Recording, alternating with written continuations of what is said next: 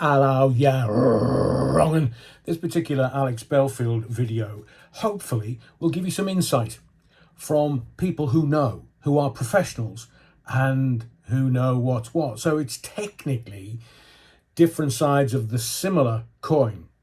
Now, I was talking to someone yesterday who gave me a great insight into what could be happening with Alex Belfield inside prison. And someone else also contacted me via the channel and comments to give me insight, and you insight. So it's context and understanding today in this particular video. So if you'll bear with me, both will remain anonymous for the moment, but I just want to say that I welcome anybody getting in touch. The email for the channel is there in the About tab on the front page of the channel if you want to get in touch. There's also X. You can follow me on X and I will follow you back so that you can interact with me if you've got anything to say, but I only will interact with people if they do have something to say that's going to either give me an education, give me some enlightenment, but that's the only reason to get in touch, if it's to do with the channel and its contents. So let's look at young Alex, and I will add my knowledge of Alex, knowledge of his character, as a top layer to both sides of this similar coin. The first side is to do with prison psychiatric services. Now, I understand from the person that I was having a very insightful conversation with that prison psychiatric services have a difficulty in dealing with trauma. Now, the prison psychiatric services are diagnosing people as autistic or neurodivergent, to use modern parlance, if you wish. Now, in autism, there is something called demand avoidance. And it looks like, from what I was being told, that the prison psychiatric services couldn't do anything with Alex. As I've said to you in previous videos, he's maintaining he's the victim. He's maintaining that he's in the right and everybody else is in the wrong. So with the prison psychiatric services being stretched, evidently, then they're not going to make any effort if he's not willing to make effort with them. So with autism, my understanding is that autistics have obsessions, or now they're called passions to destruction. And what does that mean? Well, some will say, oh, I'm not going to go to work. I just want to stay at home and play with my trains. So if they're not willing to engage with psychiatric services, what can psychiatric services do with them? And the prison service is not it's not set up for diagnosing autism. It won't be able to treat Alex. And we're over halfway through, and it could be viewed that Alex has been moved to a lesser jail, and I use that term loosely, a lesser jail, because he's just not engaging with the psychiatric services or with the system, for that matter, of which the prison psychiatric services is part of. Now remember that Alex is always right, everybody else is always wrong. And there is a thing in autism called masking. And from what I was told, it's behavioral. This masking is behavioral. And the person who may be on the autistic spectrum will have no sense of their own sexuality. None. And they could be viewed as having a sort of painted on charm.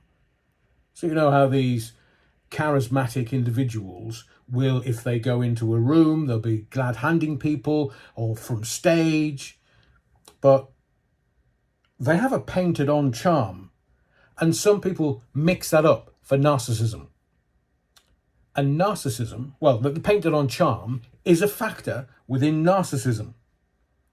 And prisons, again, from what I'm being told, is all about restorative justice. So the prison system and or the prison psychiatric services have sent Alex a long way from home, a long way. So it was HMP Stocken, which wasn't too far away, Lincolnshire, not too far away from Nottinghamshire, or Mansfield, where his family are based, and then down to HMP Five Wells, which, although was further away, it was on a main train line, so you can still get there from Nottingham, but HMP Earlstoke, middle of nowhere. That's a tough place to go. And I'm sure his family will. They'll make every effort to go and see him. But, as I say, prison is about restorative justice. And he's a long way from home. Why didn't they send him to HMP Wotton in Nottingham, which would have been much more convenient for family and close friends in the area to go and visit Alex? That's a really pertinent question you need to ask. I haven't got the answer for the moment, but it may be coming in this video. Now, Alex is on the ghost train. It's a technical term that they use within the prison service where they just send you from prison to prison to prison. Normally, it's very bad people that get sent on the ghost train. Terrorists get sent on the ghost train, and it's a metaphorical term, from prison to prison to prison to prison. Now, we know that Alex has been changed 3 times. HMP Stocken, HMP Five Wells, now HMP Earlstoke. So that's at least 2, if you view it, 2 changes to the prison that he was in. And again, the question has to be asked. HMP Five Wells was, from what I can gather, because I've not been there, have no intention of going there or spending any time in there. It's a better prison. So Alex's character, if you ever went to see his shows, and as I know from knowing him, his character is outside. Outside is larger than life. And he speaks to the truth, or some truths, but he can be perceived as larger than life. But away from the public gaze, enigmatic and mysterious, because you don't know what he's like at home. I do, but that's for another video, for varying reasons. Now, there is also within the prison system that Alex could have been transferred with just basic permissions. And those basic permissions, every time you go to a new jail, you have to work for the enhanced permission. So we don't know whether he moved from HMP Stocken and then got basic permissions. HMP Five Wells you have to work for your enhanced permissions, and normally they're only given after you've proven yourself. So there is every chance that he's gone to a new prison with basic permissions, visitation, emails, and Alex has gone from Cat C to Cat C to Cat C. And again, that is a very pertinent point. Why? Because some people are saying he should have been in a Cat D by now. He's out of the system in 15 months, but he's only out of the system on license. And again, the next part of this video, what I'm going to read out, will give you some explanation as to possibly why it's Cat C to Cat C to Cat C. But as we all know, prisoners run prisons. And I'm sure you will recognise that things can change very quickly inside a prison. If someone gets a bad phone call or a bad letter, because that does happen on quite a regular basis. So the Cat D question. Category D is only allowed as a reward. So it's a reward for good behaviour, and I am sure that it's also a reward for engaging with the system. Now, at this point, Alex would have been working with the prison psychiatric services, and they would have wanted him to take a look at the Alex Belfield that went into prison. But they would also want, in 15 months, to have a look at the Alex Belfield that is going to leave the prison system on licence. Is that good behaviour evident at the moment? I would suggest not. Because he'll still be telling people, I'm the victim, I'm the victim, I'm the victim. That is the narrative. Didn't do anything. Murderers get worse. That's the narrative. But let me tell you, He's gone from brain cell to jail cell. And it is two sides to a very similar coin. Now, let me give you, thank you to the anonymous person that allowed me their time and conversation and allowed me to make some notes. But here's someone who commented on the most recent Alex Belfield video, because it's very insightful. But I will leave it as Steve. That's the only part of the name I'm going to regale you with. Adrian, a breach of license conditions doesn't automatically mean recall. That decision is up to his offender manager, probation officer, with most recalls to custody only being for 21 days, as opposed to the remaining period of his original sentence. And as I said at the beginning of this video, I will layer it with some of my observations. Now, in my experience, I am witness to people that had certain restrictions, certain behavioural restrictions and certain licence conditions, and they breached those licence conditions. Depends how severely, but they did breach them severely and went back to prison to serve the rest of their sentence. Now, it could be viewed that they will make that decision, whether it's the probation officer or the offender management will make that decision based on, is Alex a danger to himself or others? Or is there a societal risk? That's what the offender manager, the probation officer, will determine. And the only way they could realistically determine that is if Alex was engaging with the prison psychiatric services. So what's the punishment that he's having to endure by going to HMP Earlstoke? I continue. I've known people receive 12 months immediate custody and be released after about 10 weeks, home detention curfew, HDC, for the remaining 16 weeks. The serving of half the original sentence is more a maximum period of imprisonment before being eligible for release. And it's that eligibility that I don't think Alex is engaging with. They will have reports left, right and centre.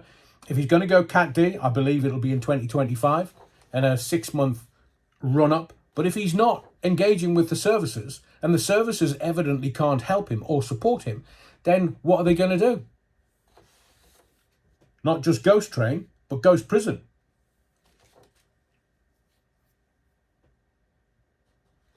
And unless Alex commits a further offence in custody and receives extra days, or is tried for other offences, he will automatically be released at the halfway mark, which is June 2025. However, he owns his own home, thus has a place to live and could very well be released significantly earlier than the halfway mark on monitoring, i.e. a PID or a tag, as you'll know it, and be subject to a curfew, home detention curfew. This means he could be, in theory, be released in the very near future. Not happening. It's not happening. My knowledge of Alex's character, if he maintains this narrative, this victim narrative, he'll be in there till June 2025. They won't allow him out because he's not engaged with the prison psychiatric services. And they will be trying to determine whether he is a risk to himself, a risk to others, or a societal risk. And an online risk, more importantly. I should also point out, Adrian, the prison estate is almost at full capacity. Yeah, I'm aware of that.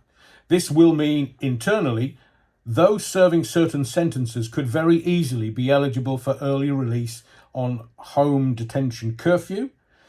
To the 15 months you say he has left could very easily be more like 3 or 4 months in custody, with the rest served on home detention curfew, in open conditions or in an approved premises such as a probation hostel, despite him being a homeowner. The main reason why he's been moved to a Cat C jail is because he's due for release. No, he's just stayed Cat C. He was Cat C, HMP Stockton, Cat C, HMP Five Wells, Cat C, HMP Earlstoke. Nothing else. It's because he's due for release. Nothing else. He won't have been threatened. He won't have been moved due to not engaging. It'll be nothing like that at all. How do we know? You and I, we can conjecture, we can presume. I'm only adding what I believe I know of Alex's character, having known him for a long time, and you evidently have knowledge of the system. But ne'er the twain shall meet. But we will see. So he's been moved to a Cat C jail, according to this particular writer or commenter, because he's due for release, nothing else. He won't have been threatened. He won't have been moved due to not engaging. It'll be nothing like that at all. Realistically, he should be in open conditions. So I'll ask you a question. I'll ask anyone who can comment on this, who has the knowledge. Why hasn't he been put in a Cat D for the last 15 months? And Alex will be, once space is available, to house him in a more open prison. He is a non-violent offender, thus the need to keep him in a closed jail is minimal. For those who know what I'm referring to, his Oasis, Oscar Alpha Sierra Yankee Sierra Oasis report will be recommending open conditions. You can't say that, because you don't know what that Oasis report is actually recommending. His personal officer and internal probation services will be liaising with Alex and the wider prison estate, security and movements officers to eventually ship him to an open prison, probably Sudbury or Kirkham. Interesting. I don't know his mapper level. He isn't from my force area, and even if he was, I personally wouldn't be working with Alex on release, but I'd imagine he's level 1 or 2. Level 3 is pushing it, although his risk of reoffending is probably low to medium as opposed to high. It's the reoffending that the system is trying to determine, because he's got another 3 years. And if Alex Belfield comes out and does what he did that got him put inside for nearly 3 years, then it is all dependent on the prison psychiatric services and what they determine Alex is. Is he a risk to the outside? Is he a risk to himself? Is he a societal risk? Is he an online risk? Is he a risk so far as the need to have a home curfew, as has been described in here, from 7 till 7, which is a normal home curfew timing, so that they can't go out and do whatever they want? And I am very well aware of people that have had a 7 till 7 home detention curfew and have just gone out, went up for a couple of jars with the lads and ended up back in prison. And it depends if anyone keeps reoffending. I'm not suggesting that Alex is, but he's had excessive, extreme stress for nearly 3 years by the time he comes out. That in itself is traumatic. And as I've said before, he's going to need quite a while just to become accustomed to being out of jail in the first place. And he could go to a probation hospital. The probation services, his assigned officer, will determine whether his natural home address is the right address for him to go to. He might decide and nominate his parents' home so they can look after him when he first comes out. It could be anywhere. But that's down to young Alex and the system to decide themselves before he is eventually released. But thank you to Steve, and thank you to the anonymous person that I had a conversation with yesterday for both clarity and insight. My name's Adrian Allen. Don't forget I'm on X, at Adrian Allen. That's my full name.